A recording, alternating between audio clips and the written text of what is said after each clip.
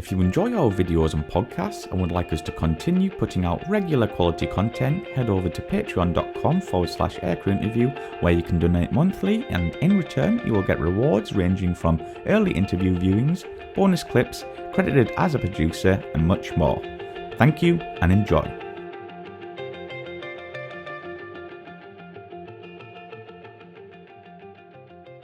So, Mover, when did you first become interested in aviation? Oh man, that's always a tough one because I think it starts when you're young, and the first time I flew commercial on a commercial airliner was kind of my first experience with it. Um, Actually, the first flight I remember, we had a gear problem, and I was so excited Wow. as a kid. I'm like, oh, this is awesome, and everybody else is like, we're gonna die. And it was a Saab 340 or whatever. But I went. We went. We were. It was a trip for my mom's work. We went to San Francisco, and I loved it. And I got into Microsoft Flight Sim at the time, and I think it was called SubLogic ATP, a little sim game. And my mom actually had started the private pilot thing and had never finished it, so I had her books and stuff hanging around. So I started reading and studying about that, and it's just once you catch the bug, man, it's very hard to get rid of it. No, yeah, tell me about it. Yeah, but you obviously joined the U.S. Air Force Reserves. Like, what was the difference between the U.S. Air Force Reserves and like the actual U.S. Air Force? Tell us about that.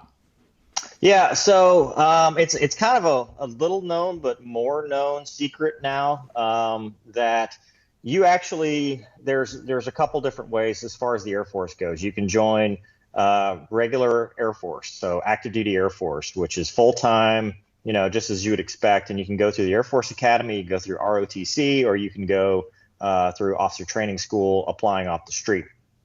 But on the other side, there's Air Force Reserve Command, which it's almost the same as far as commitment goes. It's just that there is the option of doing, the 1 week in a month, 2 weeks a year, which is a caveat because fighter pilots never do that. I mean, you have to have the same number of sorties as your active duty counterparts. So it ends up being between, 6, 9 days a month. Um, and then the Air National Guard is the state. It has a dual hat, state mission and federal mission, and it's pretty much the same thing. So when I was first starting, I was actually going to go to the Air Force Academy. And what ended up happening, I had an optometrist that said, you're never going to be a pilot, much less a fighter pilot. You have astigmatism. It's just not going to work, which, by the way, I still don't wear glasses to this day. And so I kind of gave up on that idea, but I was researching. At the time, it was called baseops.net. And my dad was Army National Guard. He always said, look, go to the Air National Guard, because he spent 20 something years as active duty, because they have AGR positions, active guard reserve. And he said, look, you can go through the Guard. And I went to them. I had a scholarship to Tulane, and, they wanted me to enlist. I didn't want to. And then I called around, and I called to an A-10 squadron on the base, and they said, yeah, we'll hire you as a student hire. So I was a GS3, which is a civil service federal employee, and I was working in college as a student hire. But, Wow. as far as that goes, what the reserves gives you is the ability to kind of choose your own adventure.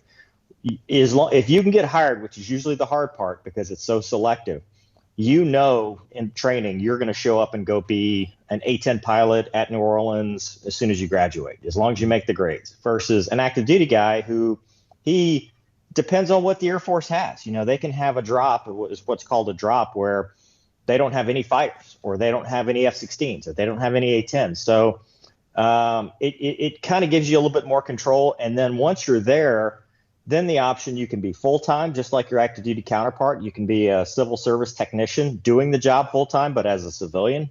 Or you can just be a traditional reservist or a drill status guardsman, where you go get another job and you come back and you fly, that whatever's required to maintain your currency. So, can you tell us some of the aircraft you started training on during your Air Force?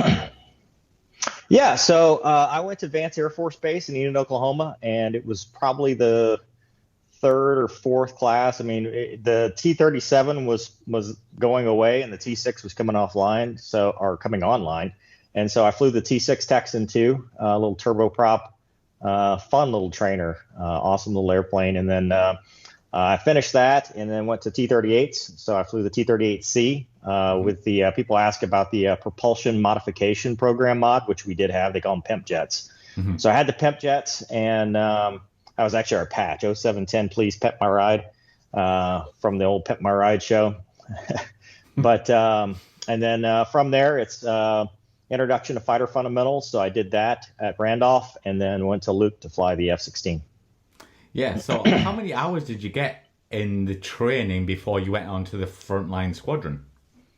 I think it's about 200 hours. It's 80 something ish in the T-6, and then it's about 120 in the T-38 before you move on. And that's kind of, I think it's 117 is what I had leaving pilot training, and then another 20 something in IFF. So, you're talking just over 200 hours before you go to the F-16. Yeah. So what ended up happening, I got hired to go fly A-10s in New Orleans, and Hurricane Katrina happened. Yeah. So they had a thing, what's called the base realignment and closure in 2003, that said that unit was going away, but we weren't going away till 2009. So the plan was for me to go to pilot training, get my wings, get qualified in A-10, come back to New Orleans, and then I was going to get, have enough hours to go get hired, anywhere else. When Hurricane Katrina happened, they said, well, we're never going to bring airplanes back to this base again. So while I was at OTS, I had to actually start picking up the phone and calling, because I was unsponsored at that point. They're like, well, right. if you don't find a place to go, you're not going to get orders to pilot training. So I picked up the phone. I called Fort Worth, because it was closer to where I lived, and they said, no, we already hired somebody. But I ended up calling Homestead, and I'm an OT, officer trainee, calling this 06 colonel, going, sir, I'd like a job, please. And they're like, yeah, come on and visit. Yeah. So I finished OTS. I had some time, so they put me on a plane down to Miami, and I interviewed, because you have to interview still. They had to like me, and I interviewed down there, and they're like, yep, we'll pick you up. So I went to Vance knowing that I was going to go be an F-16 pilot at Homestead, provided that I make the grades, which I ended up making the grades. I was actually, a distinguished graduate and all that stuff. I'm very fortunate to have a really good class that helped me out, and we helped each other graduate. But made the fighter grades, and then it was off to IFF and off to Luke, knowing wherever. And that was a nice thing, because active duty guys, they're like, well, I hope I get this, hell, I hope I get that. And I'm just sitting there going, as long as I don't screw this up, it's mine to lose. I've got it sealed. So, yeah. So what were your first thoughts on the Viper when you first saw it up close? Oh my God, that's such a good looking airplane, man. It's a beauty, it's real. It's really surreal. I think the first time, other than air shows and stuff, the first time it really hit me is we were holding short at Randolph in the T-38, and one of the Kelly F-16s just happened to be there, and we're in a hold short area, and it was just, you look at it, and T-38's a tiny airplane. It's a 25-foot wingspan, and the F-16's not that big either, but it's a 33-foot wingspan, so it's significantly beefier, and you're just looking at it going, damn, I'm going to be flying that. That's a fighter. That's, you're sitting on top of the world and stuff. And then it's cool. And then it's the moment you show up at Luke and you're driving the flight line and you see all these F-16s parked in the hangars, and you're like, or the shelters, and you're like, I'm about to fly one of those. That is, that's amazing. That is the coolest looking. I mean, it's like, this is going to be me soon. You just get really excited, because it's just, you never expected. You see it on TV. It's like meeting a celebrity. You're like, I've seen this in media, but I've never been this close to something this awesome, and I'm about to get to do something really cool. So we have to talk about your first flight. That must have been amazing in the F-16, kicking in that reheat. Well, do we want to talk about my first flight or my first flight? So, is there a difference there? Oh my God, I told this story the first time I did a vlog, because my very first flight in the F-16 was actually in the back seat. I did what's called a sandbag. So I had some time. I showed up at my squadron. It was before we actually started, and they're like, "Oh, you can come fly in the back," and I'm like, "That's gonna be awesome." Yeah. But one of the things, in between all the training, I went to the centrifuge, and I don't know if you know about the centrifuge, but it sucks. It's the worst thing you can possibly, imagine. Is that where the skin goes like that? And I'm not. Well, yeah, it's not. At least yeah, I guess it did, but it's mostly an exercise in pain, and staying awake and not getting motion sickness because it will absolutely get you sick. Because it's just spinning. It's just spinning, you're tumbling or whatever. But anyway, I had trouble with that because the Air Force sent me from survival training where I lost 15 pounds of water weight, out in the woods, straight to the fuge. So G tolerance is a function of hydration and, muscles and all that stuff. And I didn't have any of that stuff. So it took me 2 days where it normally would take one for me to get through it. I didn't G-lock, but I came pretty close. So I was paranoid of this jet. I was like scared of it. So I go to the squadron and I'm like, okay, I'm not going to let that happen to me. It's not going to be a big deal. So I was down in water, getting ready on the G strain. I did not know. So T-38 land, it's 10 minutes from the time you walk out the door to get to the airplane and 10 more minutes to start. I mean, it's about 15 to 20 minutes to get it all going. Mm-hmm. In the F-16, it's 55 minutes. Wow. Yeah. I had to pee at the end of the runway. And I'm like, that's no good, is it? hey, you got a pedal pack up there? Because I'd never used one, the T-38. You just didn't need one. He's like, nah, I didn't bring one. I'm like, okay, all right. So we take off, and now that I'm thinking about it, it's starting to hit me. I'm like, so how long is this mission? He goes, we're going to fly like a 1.8 or whatever. And I'm like, ooh, okay, now it's getting worse. And we were doing an air-to-ground mission, so we'd roll in, pull Gs or whatever. It got so bad. Like, I'm now thinking, okay, what in this aircraft could I pee in? I'm like, I could rip the G suit apart, pee in that. I could, take my helmet bag. I could just pee my pants and deal with it. No, I can't do that. I'm a fighter pilot. I'll never live that down. I'm like, well, I could just eject. I mean, at this point, what else are you going to do? I can't. So I disconnected the G suit, and it was just, by the time I got back, I mean, it was just pain. And, I was so lucky to make it back to the bathroom, to go to get rid of all the hydration that I had made. So now I never fly without. I carry it, in my G suit pocket. I never fly without the pedal packs and stuff. But that was my first experience. My actual real first experience. Yeah, it's a standard. You light the blower and you feel the afterburner kick in. You're like, damn, this is way, because the T-38 has it too, but the T-38 does not give you the kick in the pants that the F-16 will give you. And, even the Block 25 is the old Pratt Whitney engines.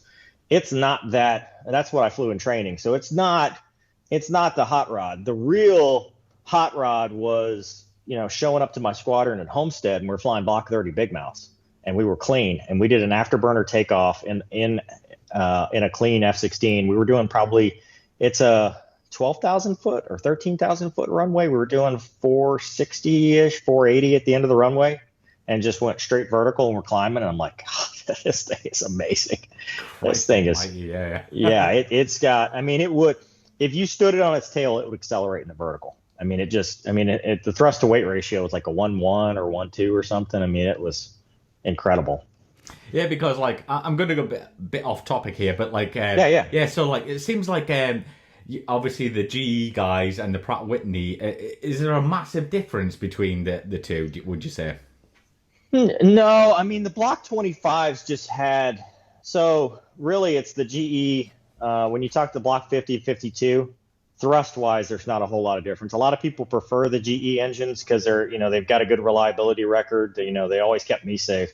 It's the 25 to the 30, because the 25 had, I forget, it's been so long, the smaller Pratt engines, and the Block 30 had the big inlet and the newer GE engines. So you had I think it was close to 30,000 pounds of thrust. And, in an air-to-air configuration, you're talking 21 to 22,000 pounds. So you just had so much power to do whatever you wanted to do, which in everything makes you a little lazy, because your left hand can power you out of just about any problem you got, which, we can talk about that in a minute, but when you get to the Hornet, that's when you realize you don't have that anymore. Yeah. We're definitely going to get to that in a bit and move ahead. But let's talk about a bit of that, the F-16 here. So what would you say the strengths and weaknesses of the F-16 were? I mean, the strengths, obviously, the thrust to weight ratio, the power. It's got a good rate. it does actually have a good turn radius as well. I mean, you could actually do it. Where it starts to struggle is slow speed performance, because you're AOA limited. So you can't, once you get that, I would say that's both a strength and a weakness, because as a strength, it actually keeps you can get your energy back, because you can never exceed what the jet can perform. Yeah. If you're in a situation where you're in a slow speed fight and you want to get your knots back, you just got to let off. You just push forward and the jet goes, okay, copy that. Let's back to the moon. Versus, like a Hornet or something like that, where it'll give you whatever you ask for. And now you're like, well, now it's like a real airplane. I'm trying to let off, but I'm not getting the energy back. Mm-hmm. I don't know if you call it a weakness too, but it's a dangerous airplane. I mean, it really is. It'll hurt you. It'll put you to sleep. I had a friend that was killed in the F-16B course. He G-locked, and they have made some advances. Some F-16s do have the auto GCAS is what it's called, auto ground collision avoidance system, which has been implemented since I started flying. I've never flown with one that has it, but and the Block 30s I think still don't have it. But it was an airplane that you had to respect, because 9Gs is just, I mean, people don't realize how bad that can be. How tough that can be on your body, and your G strain, stayed awake, all that stuff. So performance wise though, you really can't, you couldn't beat it. I mean, it could do some amazing things just going out and flying with it. Yeah, because I've talked to a few F-16 guys, and is it true that you don't have a neck? It just like it's head to shoulders. Just oh my god, is that a true? Yeah. I mean, the thing about the F-16 is, and I didn't do this. This is how I've got arthritis in my neck now. Okay. Yeah, I tore some tendons doing BFM with the wing commander one time, because I thought I was better than what they tell you to do. The thing about that is you had to set your neck. So if you were doing any kind of turning, like if you weren't just sitting there straight, if you didn't set your head on the headrest before you started pulling, you could seriously injure yourself, because now you're putting all that weight, of gravity. And then when you add helmet mounted cueing systems and stuff, it just adds weight. NVGs were a big deal. Obviously your neck gets stronger, which is funny, because, coming from the F-16 going to the Hornet, it was like, God, this is gentlemanly. This is nice. We're not pulling any G's at all. I went my first flight in the Hornet. I went out, and I'm sorry, I'm tangential about everything, but I went out and, he's like, all right, what do you want to do? And I'm like, all right. So we went down we had the bigger GE motors, the 404, I think, and the C model. And we went down to like 6,000 feet. I'm like, blower. I found corner airspeed, and I was just holding 7.5 Gs on the limiter and just doing a continuous 360. And he's like, what are we doing? Why? We don't. I'm like, no, I'm just trying to see, I'm just happy, I'm just trying to see what it'll do, and he's like, we don't do that in this airplane. Oh, okay. Well, all right. Yeah. Cheers. Yeah, fine. Wuss. I'm a 9G guy. But let's talk about the cockpit mover. Like, obviously coming from center stick, what was it like going from to right hand stick in the F-16? Yeah, it is.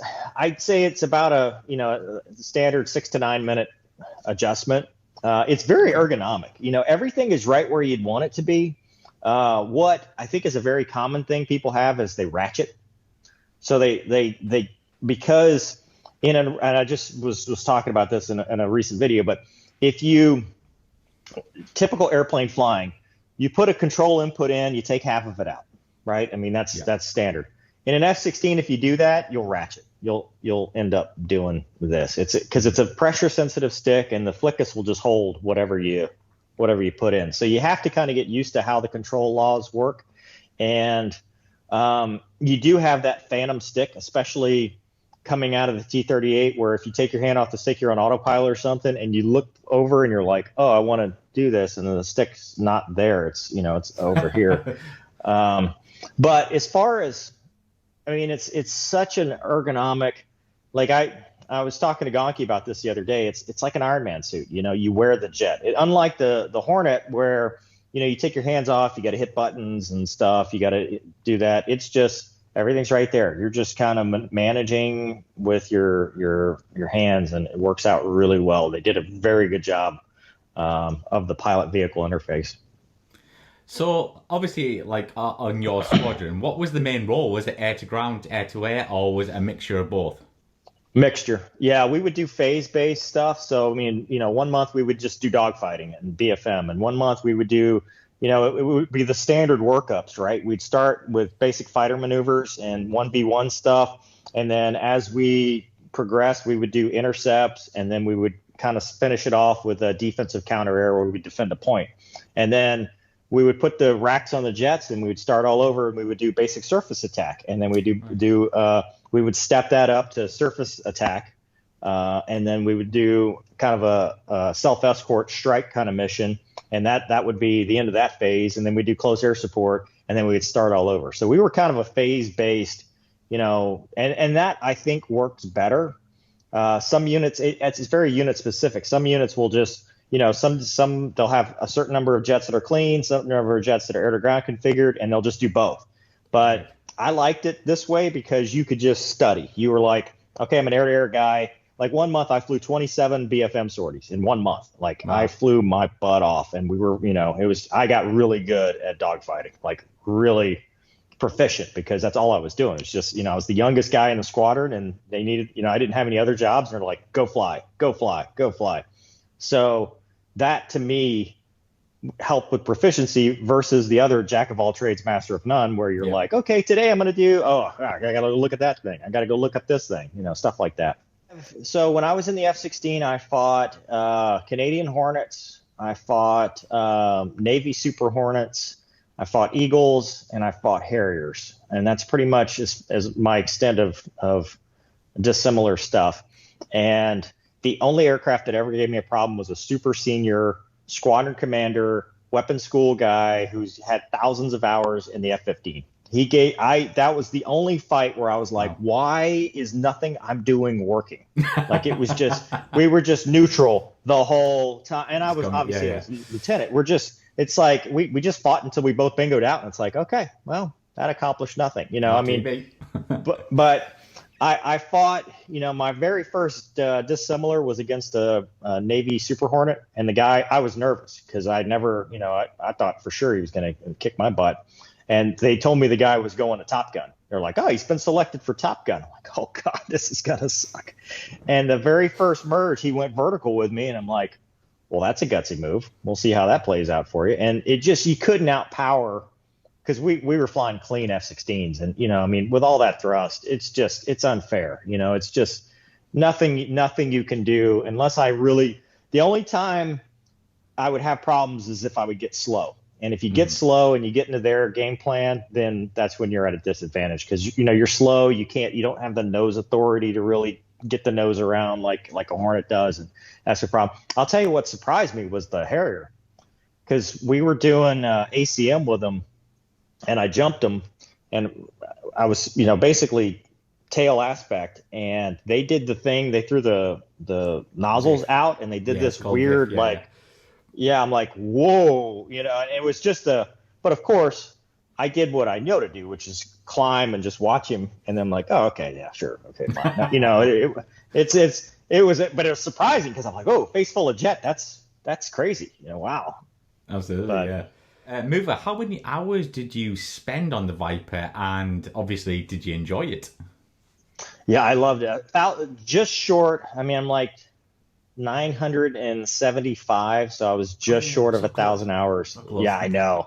We were in, I did my Finney flight. We were in there, and I'm like, we looked at the total, and like, son of a God, what? Just that close. But I loved it. It's your first love, it's to fly almost 1,000 hours or 1,000 hours, if you want to call it that. That's not including the schoolhouse time, so I guess it is 1,000. But to fly that much in 4 years, it's a lot of flying. Oh yeah, it's a lot of like especially these days as well. Yeah. Yeah. But for a single seat fighter for sure. So it was just an amazing airplane.